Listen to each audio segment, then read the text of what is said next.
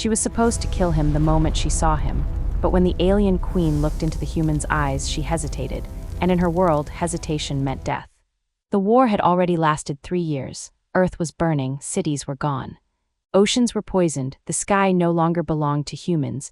Massive alien ships hovered like silent gods blocking out the sun. Their empire was older than humanity itself, cold, perfect, unstoppable. And at the center of it all was her, Queen Elira. She wasn't just a ruler, she was a weapon, created not born, engineered to lead, programmed to conquer. She had never felt fear, never felt doubt, never felt anything until now. Your Majesty, a voice echoed inside her mind, telepathic, cold. The human resistance has been located. Elira stood on the observation deck of her warship. Her silver armor reflected the distant blue glow of Earth below. How many remain? She asked. Less than 1,000. She didn't react. Shall we proceed with extermination? A pause, just 1 second, but even that was unnatural. No, she said quietly, I will handle this myself. The ruins of what used to be a city were silent. Dust moved with the wind. Broken buildings leaned like skeletons. The smell of smoke never left. That's where she found him. Alone, injured, still alive. A human soldier leaning against a collapsed wall, blood on his face, breathing slowly, weak but not broken. Elira stepped forward, her glowing eyes scanned him. Human, she said. He looked up, and instead of fear, he smiled. Took you long enough, he whispered. That was the first anomaly. Humans begged, screamed, ran. They didn't smile at death. State your name, Elira demanded. Does it matter? He said, coughing. You're gonna kill me anyway. Silence. Her hand slowly lifted. Energy gathered at her fingertips. One pulse and he would be gone. That's what she was made to do. That's what she had always done. But then, do it, he said softly. Just make it quick. His eyes didn't close. They stayed locked on hers, and something broke. The energy faded. Her hand dropped. I will not kill you, she said. The words shocked even her. Hours passed. He should have died by now, but instead he was inside her ship. Alive. You're insane, he muttered as he sat in the containment chamber. Explain, Elira said. You wiped out my entire planet and now you're saving me. I am studying you. He laughed, actually laughed. Yeah, what part? The part where we lose everything. She stepped closer. You are different. Different, he said. I'm just human. No, she said. You are not afraid. He looked away. That's because I've got nothing left to lose. His name was Kale. A soldier, one of the last. Over the next few days, Elira observed him, but something strange happened. She started listening. Why do you fight? She asked once. Kale shrugged. Because we have to. You cannot win. I know. Then why continue? He looked at her. Because giving up means we were never alive to begin with.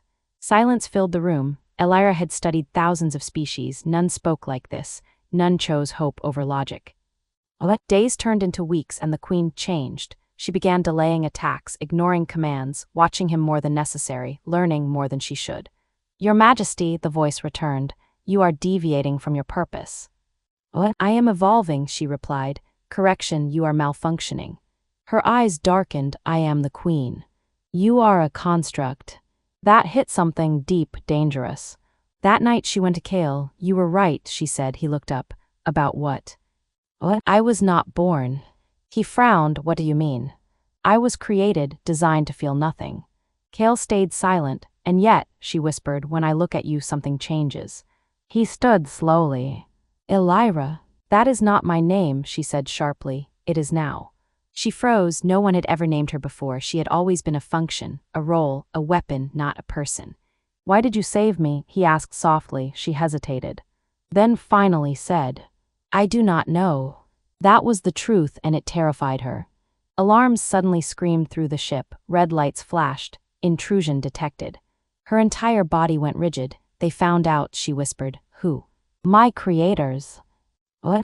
The doors exploded open. Tall, biomechanical beings entered. Their presence was overwhelming.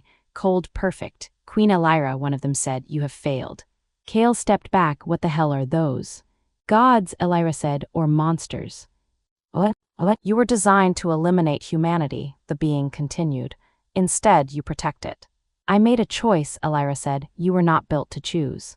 Energy surged in the room. Step aside, it commanded. The human will be terminated.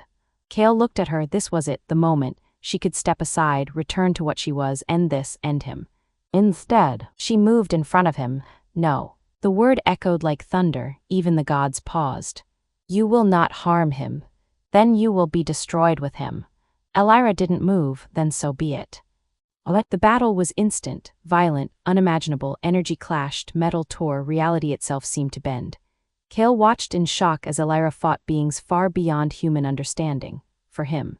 You cannot win, one of them roared. I do not need to win, she said, I only need to choose. She turned to Kale. Escape, she said. I'm not leaving you. You must. No, her voice softened. For the first time she smiled. Live, she whispered. A blast threw him across the room. Everything went white. When Kale woke up, the ship was gone, the sky was clear. For the first time in years, the alien fleet had vanished. Earth was silent.